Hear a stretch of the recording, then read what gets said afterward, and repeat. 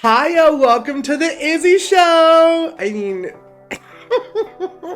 ZIZZY show. I apologize. So for those of you who don't see, my lovely partner Zeke is not here today, but I'm going to be telling my coming out story today. If you guys have not actually watched his yet, please go do so. Literally Touching made me cry and tons of others. So please go and watch that. So some background information y'all should know was that as a kid, I was definitely very similarly to Zeke, like very heavily into the church. Like Sundays, we would go there every Sunday. Awana's on Wednesday, vacation Bible study. I was also at times like a worship leader. Like I would lead worship, I would sing solos in the choir, heavily into it. So even from a young age, I wouldn't really say I knew that I was, I was gay or bi, but I just knew something was weird. All of my family would always reference me as like, he's very feminine, even in the church. But honestly, I would just use the church as kind of like a blockade to like excommunicate all of those thoughts and ideas, and just be like, if I pray harder, if I pray and I pray and I pray, like those, even from a very young age, like when I was even like 8, there was one time like this older man passed by and he was like, I was like, maybe if I just like fell down and I could cuddle him or something. Girl, I don't know what it was when I was 8, but it was something else. But from the very get-go, like my mother, like I think she knew. A lot of people would tell her, like even when I like initially came out, people would tell her that, maybe the possibility of him being like gay or bisexual is a thing. And she just like would always over-communicate to them and over-communicate to the entire family that being gay was not okay. And because Jesus said that it's not okay, Jesus will not love you, Jesus is, Jesus, you will not be accepted into heaven. Like you are condemned to hell if you were gay or bisexual or slept in the same bed of the same sex. But like 8 through 11 was like a big stepping stone in that like kind of clicking. Because one day my mom was literally sleeping on the couch. And I didn't have a phone because I had broken mine, whatever. But like my brother would always say like, you're so gay, like you're so gay. And like even my baby sisters started like, when kind of like a parent, if it hears it, it's gonna repeat what you say. So she started being like, you're so gay, like as in like if I did something stupid, it was like, oh my god, that's so gay, like don't do it. It was very descriptive and consistently using that word and that verbiage. So I'm like, what does that mean? And of course, like me being a skeptical little kid, I grabbed my mom's phone, hiked my little tail upstairs into the bathroom and was like, what does gay mean? And of course, like the first thing was like, oh, it means you're happy. So of course means me being like, I'm like, well, I am happy, I am gay. And then also like, I scroll down a little bit more, was gay porn. And I clicked on it, I was like, what's this? And I clicked on it and said, oh, the first thing I did see was like lesbian, but it was like intertwined. It was really weird. So like lesbian porn and then like men. And of course me being, I'm like, okay, well, like, let's take a gander. So I definitely scrolled a little bit, and and she had like an iPhone 3GS. Like, I didn't know how to like delete history. I didn't know how to do nothing. So I literally started crying because I'm like, how do I get this off my mom's phone? How do I delete this? Oh my god. So I literally ran down to my mom. My mom was literally straight up knocked out. And I like threw her phone at her face. And I was like, Mom, I looked up gay because Jonathan calls me gay, and I looked up that stupid sex stuff.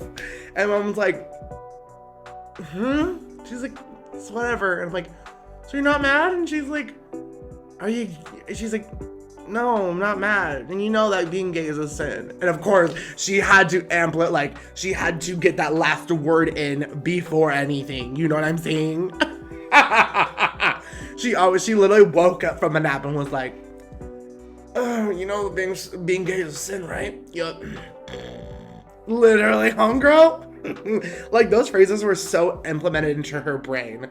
And I completely understand it. Like, it is what it is. So then within also that time frame too, we also were like living with these two, this other family. They were like in a hard situation. They came in, my brother's friend, David, he lived with us a little bit prior to his family living with us too.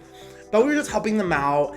And, you know, like, he would really help me out when I was a kid, but he was very gay. Like, he would cross-dress, he would also do drag, like, he just did drag stuff and everything. Like, was so okay with being himself. And, like, my mom didn't want him to go to church on Sunday. Like, she would force, like, the family that was living with us to go to church on Sunday. And even my friends who didn't practice Christianity or any of that, if you stayed the night on Saturday, you would have to go to church on Sunday. I thought it was ridiculous, and a lot of my friends didn't want to come over because of that reason.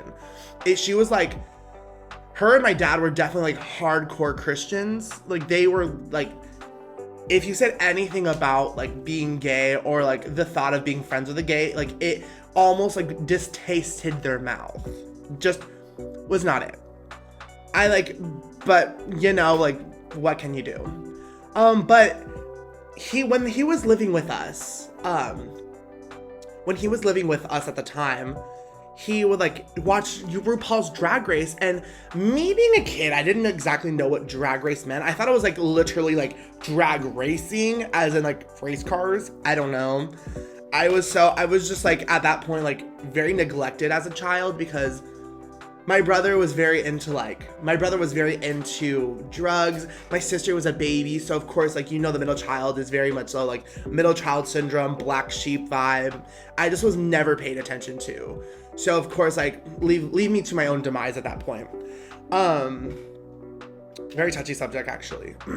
But the thing was, David realized that, like, he knew that I was that black sheep. Like, no one really, like, I felt like no one cared about me. It was like the entirety of my junior high years, I felt like nobody cared about me. I felt like my family didn't care. My dad, truly, like, at that point, did not like me. But we'll get more into that a little bit later. But David, he watched Drag Races, was so expressively himself, like, where makeup, was really good at it too for being a larger individual. Very good at makeup, very good at taking pictures, very good at just all of that. And was so, like, the one thing I envied about him so much was, like, he was so willing to be himself. I envied that so much. Like, he was so free. And I remember the night, like, that my brother outed him to his mom right in front of my mom. It was, I'm not even gonna get into it. It was deathly. It was scary. But like the fact that he came so far into his own journey, and I just wanted to be that. I wanted to emulate him and how happy he was. And the thing was, like, I should have known at one point that I was probably a little bit, you know what I'm saying? Like, a little bit gay, because at one point I literally shook my ass to Starships with like 2 bowls stuffed down my like for tits. Like 2 bowls, I was shaking my ass to Starships. Like, come on. I still remember that to this day. He literally was like, singing, and I just was like, I thought I was the shit. I still think that to this day. But I would say he is someone that was truly, like, who played a huge role in that. Because being able to see someone who is expressing their love so openly in a house of Christianity, where, like, granted, my mom would scoff and feel disgusted, and she accepted him for what he is and what he was. But it's still, like, I knew it from her, like, her face and my dad's face, and I feel like that part of, like, that family, they didn't like it. And they were pretty much in a, like, they were pretty much in a hard place, like a rock and a hard place, because they, like, either it was that, like, and he would probably be homeless or some sort, or, like, we kind of helped him out and let him live with us for a few, but whatever. But I just will never, like, forget the things he would tell me, just like, please be yourself, like, you know, like, you are loved, like, I love you. If you don't feel loved, like, you can always talk to me. if you ever have any questions, like, please just ask. Like, and he just said, if don't do anything stupid, just please talk to me. I would say the hardest part growing up was probably my high school life too. Was like, unfortunately, like, behind closed doors, like, growing up, I mean, my dad, like, no matter, like, anytime I like anytime I talked about being gay, or like if I, like, essentially I was referring to myself, but like as my friend, I was like, yeah, my friend's gay, like, what about that? He would make claims like, kill them, execute them all. He would be like, I will never accept my son if he's gay. I will never accept, like, even my parents would be like, I will never accept, like, you being gay. And you can only imagine being a kid is like, what happens? Like, will I get kicked out? Will they love me? I was only like 15, 16, and I just was like, well, I guess that's off I just wanted to be truthful to myself, but throughout everything, like throughout my, like, childhood, my dad was like very abusive. There was this one time where we were disagreeing about something, and about a radio, and it sounds so stupid, but it was about a radio. He reached across the table and hit me in the face. And my mom saw it. She did. But she justified it as if, like, you deserved it because I disagreed and I had a mouth. And the thing was like, I always talked about, like, being gay, and talked about, or not like being gay, but like I always talked about my gay friends, which was referencing myself. And like him saying, like, I will kill them all. I will execute them all. Like, they're damned to hell. They don't deserve a place in heaven. They don't deserve anything. They don't deserve anything. And like, they should take away the rights to love. Like, and the thing was, it was like, actions produced the answer. Like, he would,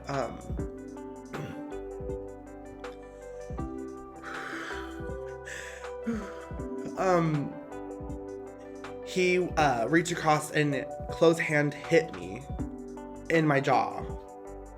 And I didn't say anything, but like, it hurt. And I just remember just sitting there like, wow, okay.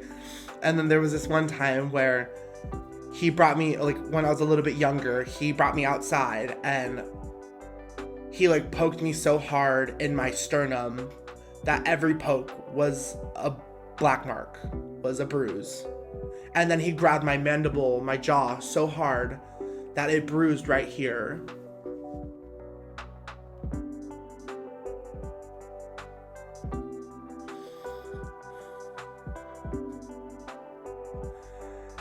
I just remember being so scared at night, and just, like, even growing up, he was very alcoholic, and very, like, he was an alcoholic, and granted, he went through the steps he needed to fix himself, but I was scared that he was going to hit me, and if I was to tell him that your son is gay,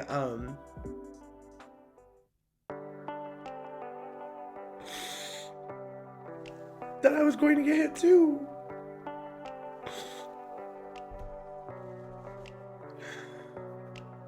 Sorry. And the fact that my mom just stood there and, like, she justified it as if, like, I deserved it. And she would always have to justify his actions as, that's just who he is. And then my always thought was, like, if you can love an alcoholic, and if you can love someone like that, you can love someone who truly just wants to be themselves and is gay. It broke,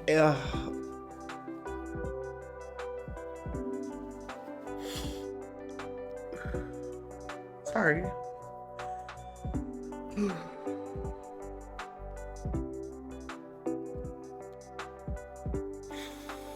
Okay. Oh, anyways. Sorry. Had a little emotional moment there.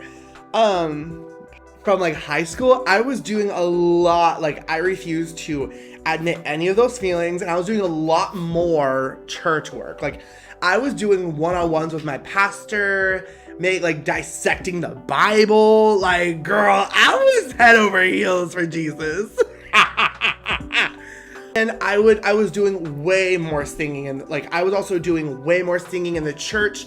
I was doing a lot of just even like disciple work, like outside, like going, helping like clean houses, build houses and stuff like that. Girl, I hate being outside. I'm too fat for that, not it.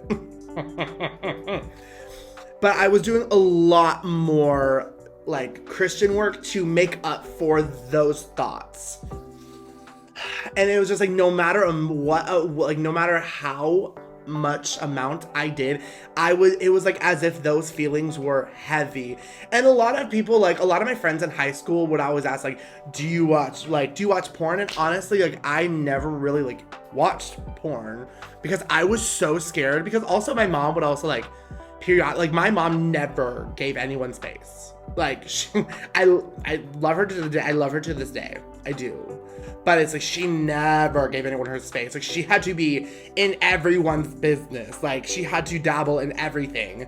There was nothing like, you couldn't keep anything to yourself. So being like, having those thoughts and those feelings and not like telling them aloud, I'm almost impressed to myself to this day that I never like once admitted or said anything. Crazy. So the fact that like, I was scared to watch porn. I was scared to do like watch any straight porn too, even if like that was like even the consolation prize. Like I was just scared to watch anything or like look at guys, talk to guys, anything. All of that leading up, like while I was in freshman year, sophomore year, I want to say like sophomore and freshman year, I would was really heavy in the church, like making sure people would go to church, yada yada yada. And then there was this one time, I think I must have slipped up. Must have. Because I liked a picture and like I was on Facebook, and I actually like Facebook. I know a lot of people will be like, ew, Facebook. I love the reels on there. You get a lot of good information. But anyways. I was on Facebook and I liked this guy's post. And don't get me wrong, like I was still very much like, I'm pretty sure I was dating a girl at that time. I'm not gonna say who, because but I was in high school. I was dating this girl, and I liked this post, and I think I shared it too. Like, I don't know like what's the Facebook version of retweeting, but retweeted the post. And oh my gosh, so many people texted me. I was at Wendy's. Like I worked at Wendy's for like a little bit, and I got so many text messages being like, is this you? Did you post it? Did you mean to like this? And I was like, oh, it must have been. And then a lot of people contacted my mom too, like 5 people, like almost immediately, asked her being like, did Isaiah mean to like this post? Did he mean to do that? And my mom was like, what is this shit? And I literally remember that night like it was day. Like I shit bricks. Like, I literally physically shit bricks. I was like, no, I literally haven't been on Facebook in a minute. I don't remember at all. And her face went, And I also, like, at church, I had a solo that week. You know what they did? They took away my solo because they were like, we have our suspicions and we want to make sure, like, your eyes and your thoughts are right with God. Really? And I didn't have another solo for almost several months.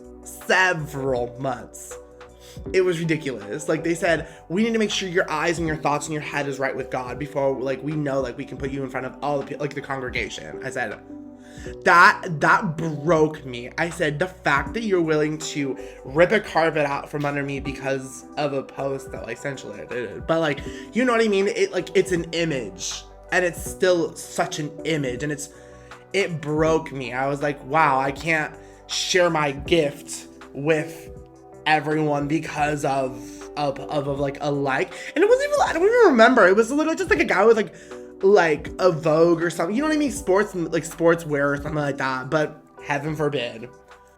And the one thing I would say, like, still like to this day that like even my family, like I know they've all come a long way. Like, it sounds so funny to tell you guys, but my dad literally just found out that I was gay like 2 months ago. 2 months ago, yeah. My mom told me. He found out. Or she told him. I didn't tell him.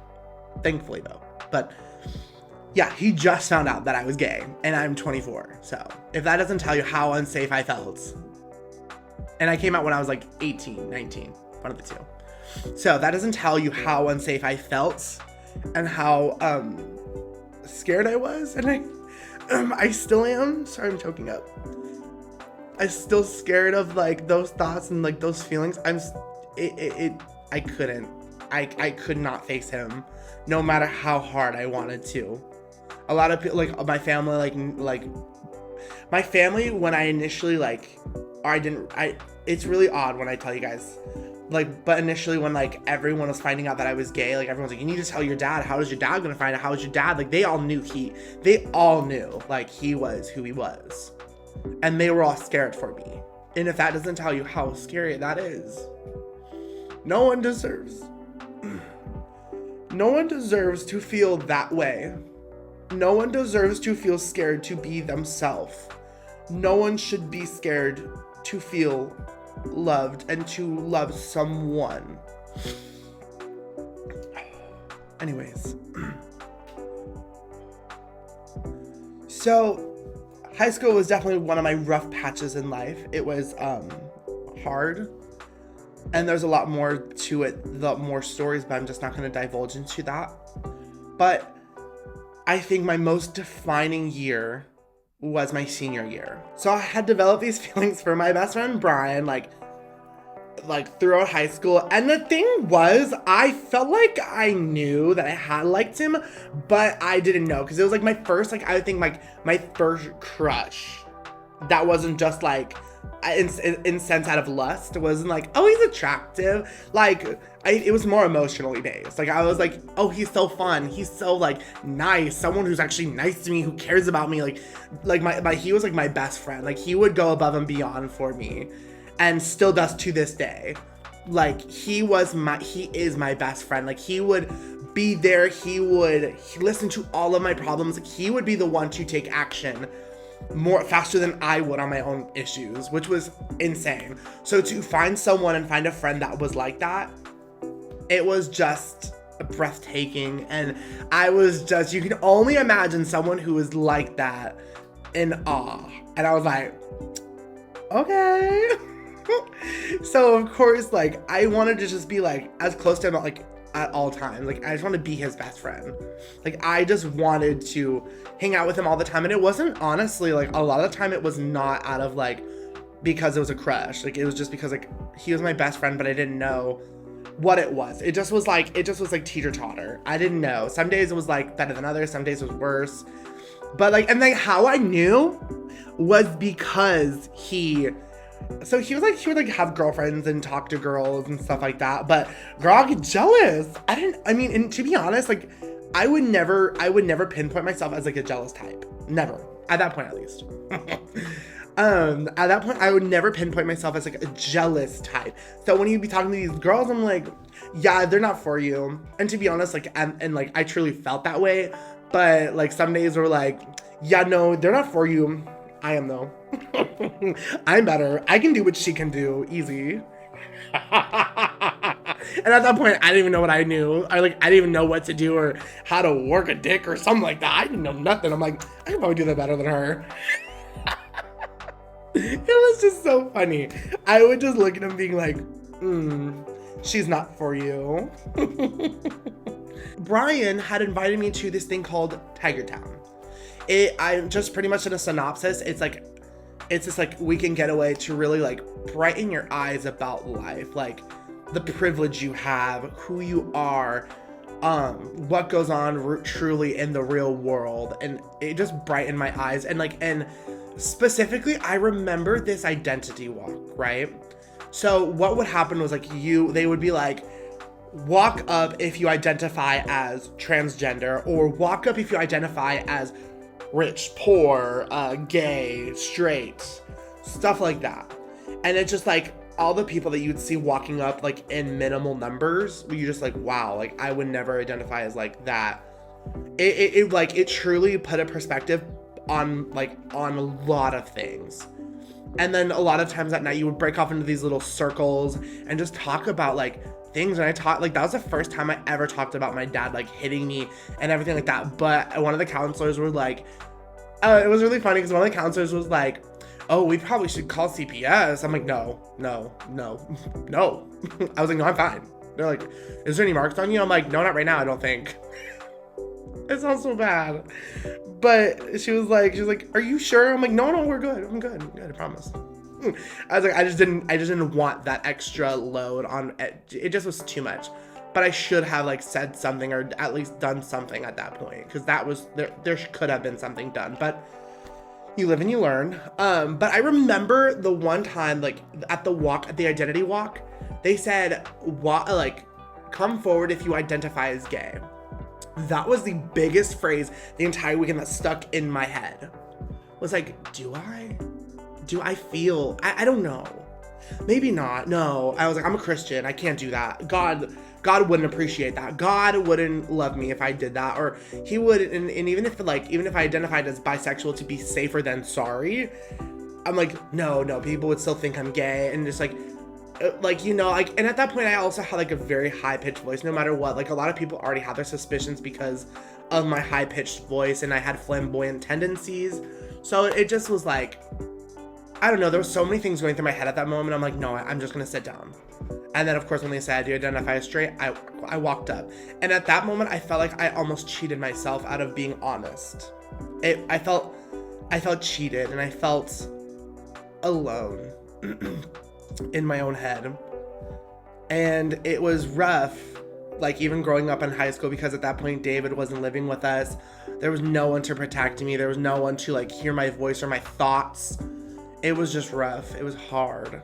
So I just sat there and just a lot of the time would just like contemplate a lot and like think a lot and be in my head, overthink, have anxiety if someone saw something that they shouldn't have, or it was hard. It was rough.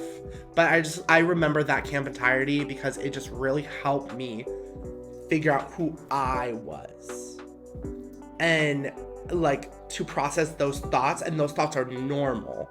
Like having those thoughts are not normal, and seeing gay couples even at Tiger Town, like, or at this place called Tiger Town, like gay couples, and being so freely like holding hands and kissing. I'm like, that sounds like fun. Like that looks cute. Like, I don't know. I envied it all so much. And I like to this day, like I appreciate Brian for like even recommending that camp, because it really helped put everything into perspective. When I came back from Tiger Town, girl, I was different. Like I was making more comments about guys and more flamboyance and everything. Like at that point, I became kind of like a butterfly. And I kind of blew up too. Like I had lost like 50 pounds at that point. I think like 60 or 50, one of the two. But I just remember like losing the weight, and I just like, girl, I look good, the hell? And I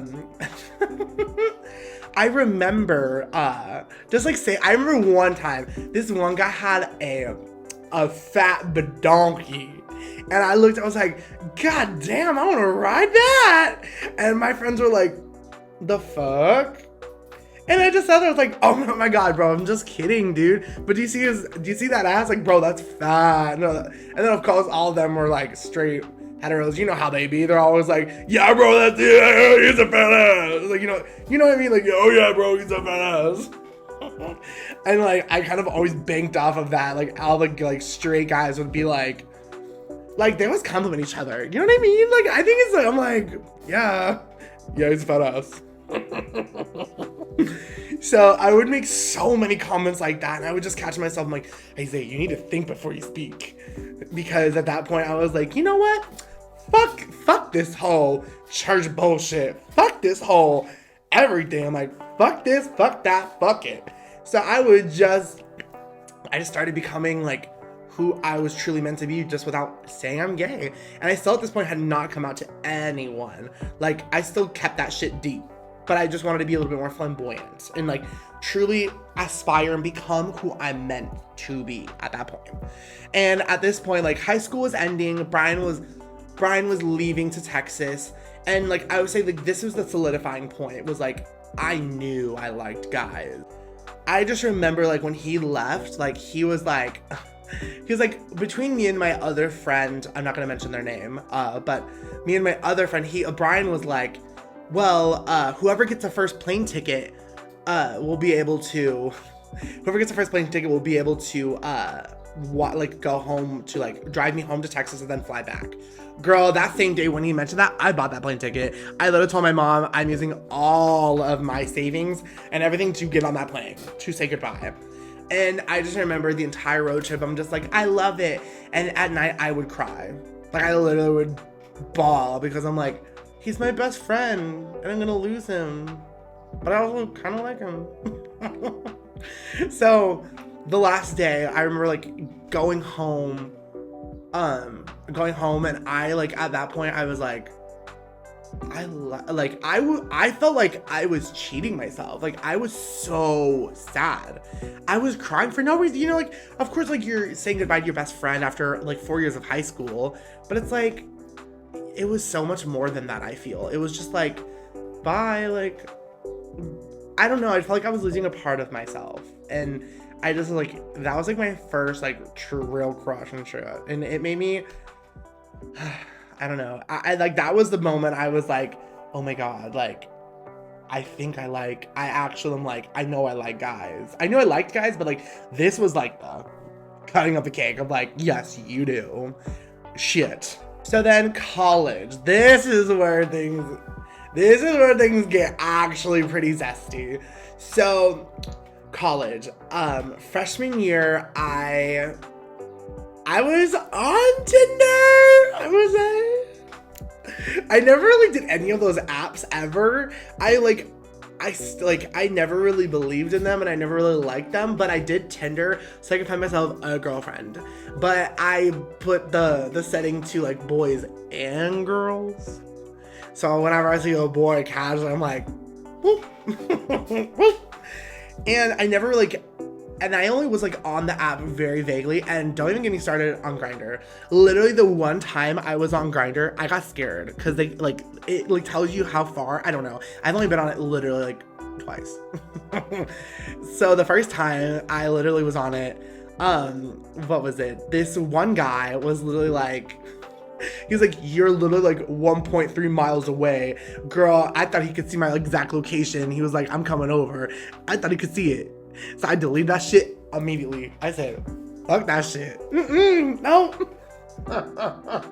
I started dabbling a little bit more when I wasn't surrounded by my parents, like church and everything like that. They would call me literally every day being like, are you going to church? Are you going to church? You find a church on Sunday? Have you found a church? No. I was like, girl, I don't think they want this in here. I was in like the vocal side of NAU. Like I was a vocal performance major. So like I was in operas, everything like that. And a bunch of opera, of course, you know, like a bunch of singers and stuff like that, probably in the opera studios are gay. Like not a lot of them, but like a good amount of them. So of course one of them is bound to see me. So of course when they saw me on like the gay side of Tinder, they were like, oh, so you said you were straight, now you're gay? I'm like, and I was like, oh no, I just wanted to meet friends. Like that's what it was. Isaiah, come on.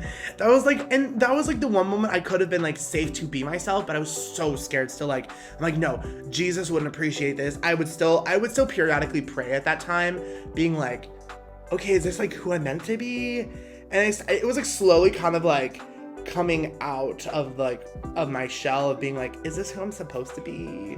Like I started dyeing my hair a little bit more and stuff like that, but still like when they found out, I literally was like, no, and I deleted every app. Like I refused to ever go back on any of those apps because I didn't want to be spotted and stuff like that, you know what I mean? Scary. And I would say something that really helped me too was my roommate in college too. His sister was lesbian, and like seeing her with her girlfriend at the present time was really nice because I was like, I would ask questions periodically, but like they both knew, like they're like, you're gay and just like stuff like that. And but like he was just so willing to, like, if I ever had like a question about something, or her, or even like her girlfriend, like I would ask and just like, what did you meet? How did you guys feel?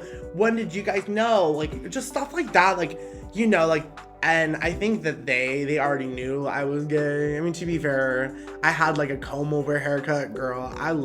I'm surprised I didn't out myself. I just remember them saying like, it's okay to be you. Like you are always like, you're gonna be loved by your current friends, your current family. Like, if whoever wants to be in your life will be in your life no matter what.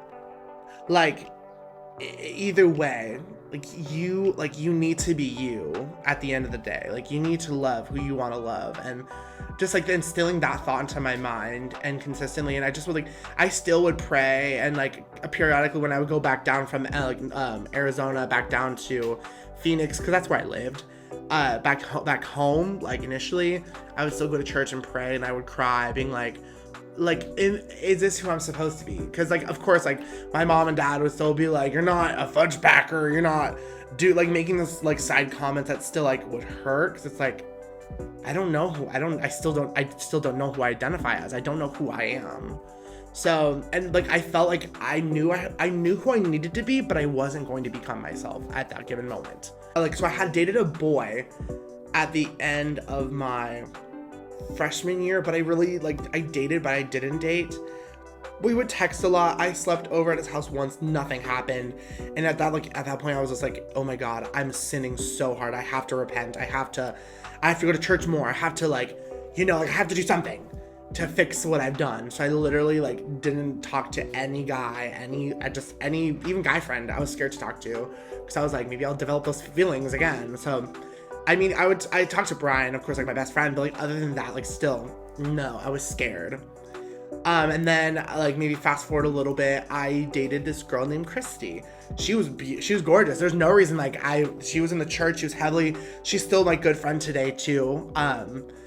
And I just remember talking to her, and honestly, I still feel very bad to this day, because when we were in a relationship, I knew my thoughts, but I knew I liked her, but going to therapy, I was treating her as if she was my friend, not my girlfriend.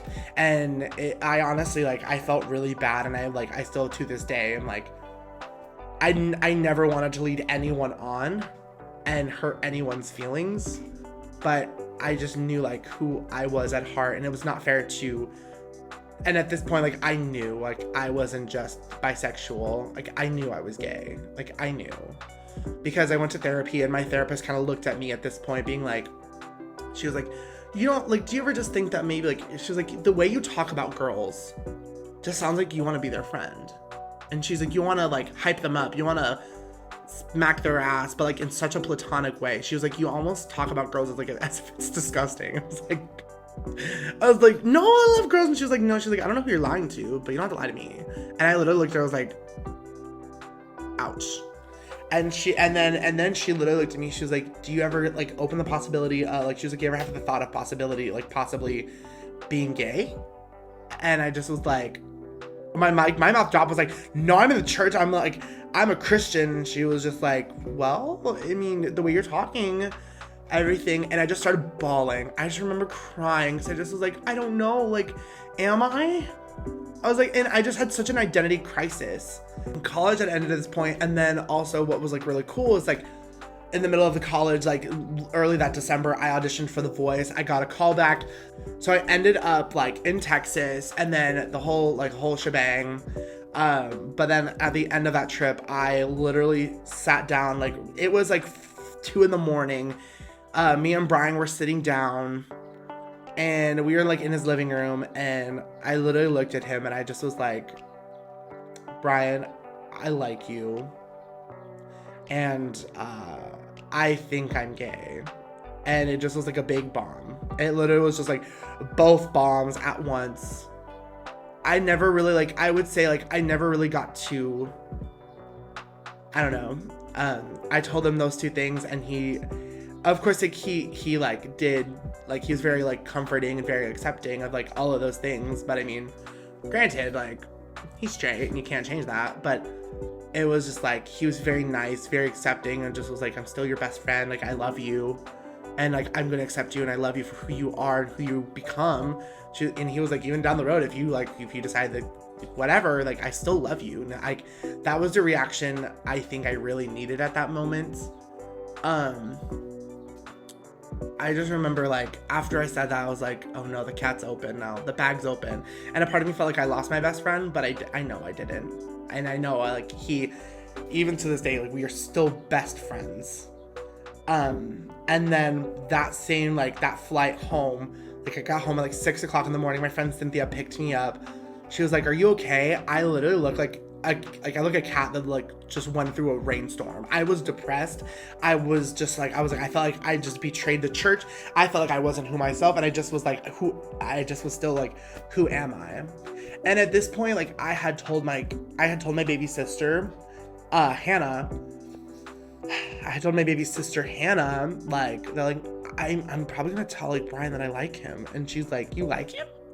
And I was like, "Yeah, I think I am this way, Hannah." And Hannah just was like, "Oh, okay." She didn't understand it, and I know she didn't. And she told my mom, because my mom literally, like, I remember Hannah telling me, she was like, she didn't tell me like before, but like she told me afterwards. She was like, "Mom pinned me pretty much up against the corner, asking me all these questions, like, why am I going to Texas? They're like, do I like Brian? Do I have these feelings? Do I have everything?" All of this stuff. And at this point, like, I didn't know, like, my mom had known like all of these things. And I just remember sleeping. I came home. I felt something weird, like, but I just went to, like, I went to the extra room, or the room, and I just passed out. Like, I fell asleep for 12 hours because I was so emotionally exhausted from everything in Texas, and it just was, I literally lost 10 pounds because I didn't eat because I was so nervous about everything. I just remembered that. And then, my mom was sitting at the edge of the bed, and like, I woke up and she's just sitting there, just staring at the ground. And I was like, "Oh, hi, Mom. Like, are you okay? Like, what's wrong?" She's like, "I know." I was like, "You know what?" She was like, "I know." And I just was like, "You know what? That I went to Texas?" I was like, "Yeah, I did." I was playing it off, and she was like, "No, I know why you went to Texas. Like, you like so-and-so, and you like him, and you like guys." I was like, "I mean, yeah." And she like she cried, and I told her that I was like, "Oh yeah." I was like, "Well, I think I'm bisexual." And then she was like, "Okay." So I told her bisexual just to be safe, right? I told her, I was like, "Yeah, and yes, I'm bisexual." And at this point, my mom had gone to all of my family, all of my extended family, all of my friends, like, everyone that was not essentially like in my own bubble, and told them that I was bisexual or that I had feelings about a man. I never once was able to come out to another person. The only two people I was ever able to like essentially come out to was my best friend and my mom. Yeah. I feel like that was taken away from me. And I still, to this day, feel like that was always taken away from me. Like, she told everyone about it. Because, like, they would ask me, like, "Are you gay?" And I was like, "Yeah." Like, to this day, like, now. But then it was like, "Are you gay?" And I was like, "No, I'm bisexual," just to be safe for my mom. So when I got initially in my first ever relationship, like, with, like, a long-term relationship with a guy, I remember the time when, like, I told her, I was like, "Yes, I'm dating a guy." She was like, "So you're not bi?" And I was like, "No, I think I'm gay." I was like, "I do not like women." And even to this day, she will still say like stuff like, "Are you gonna give me a baby?" Like a normal relationship, or like, and it's just still sad. It like breaks my heart. Like, I will say, like, she has come a long way in it, but still still the thought of hate the sin, love the sinner vibe. But since that day, I would say, like, she has come my family has all come a long way. I mean, except my dad. I mean, it's still very 2 months fresh for him. But, it's still, like, to this day, like, makes me sad that, like, I don't know, it's just so hard that we are painted in such a way when all we want to do is just love who we want to love and be accepted for who we love, because at the end of the day, isn't love what really heals people? Love and compassion and affection. At the end of the day, I know they love me. Like, they've come a long way. I know they love me. But the one thing I've taken from my entire life is that I will never let someone come all over me. Like, I will not let someone bulldoze their way through me. I'm going to stand my ground and be who I'm going to be. Like, I'm going to love who I want to love. I'm going to do what I'm going to do. I'm going to put on eyelashes, makeup, whatever I choose to do so with my body, and who I choose to love is no one else's concern except my own. And if it's anyone else's business, then fuck them. Like, you need to make sure, like, at the end of the day, you have yourself. You are the baddest bitch. You are the baddest bitch in the room. And that at the end of the day, who looks in the mirror at night? We do. You do. I do. There's only one person that looks back in the mirror, and it's you. Ultimately, at the end of the day, love is going to win. I don't care what anyone says. Love will win. And mark my words when I say that. Thank you. Thank you for coming to the ZIZZY show.